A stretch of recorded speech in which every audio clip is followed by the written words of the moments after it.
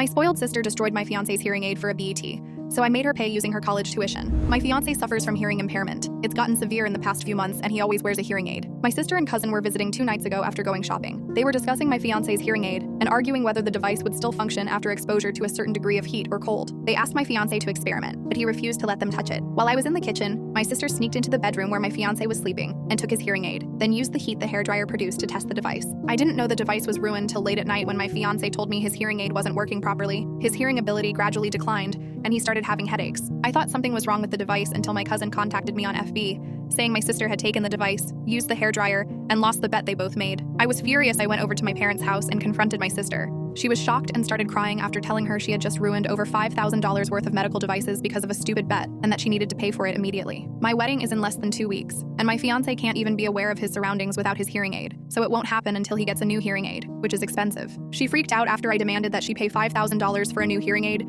because she didn't know it would cost this much. She complained that the money she had saved was to pay for her tuition. Otherwise, she wouldn't be able to progress in college. My parents begged me to postpone the wedding until they found a solution that all parties could agree on. But delaying the wedding would cost us much more than the price of a hearing aid my sister is refusing to pay for. I argued with them because I was not only worried about the wedding, but my fiancé's health. It's been 2 days, and he's been complaining of headaches and feeling isolated. The doctor warned against going long without a hearing aid, which is concerning. My parents said they would have paid me themselves if they had that kind of money. Still, I was unreasonable to take away my sister's education money she worked for when I could postpone if I were worried about not getting a new hearing aid before the wedding, essentially making it about the wedding and accusing me of choosing a party that last few hours over my sister's future and education. I left their house and still stood my ground despite them telling me I was being selfish for not working with them on a solution for this issue. My parents tend to let my sister get away with intentionally or unintentionally ruining others' belongings without accountability. Last summer, she destroyed her friend's dad's car but wasn't told anything because my parents had paid for the damages. Now, because I'm family, it was wrong of me to expect either her or my parents to pay.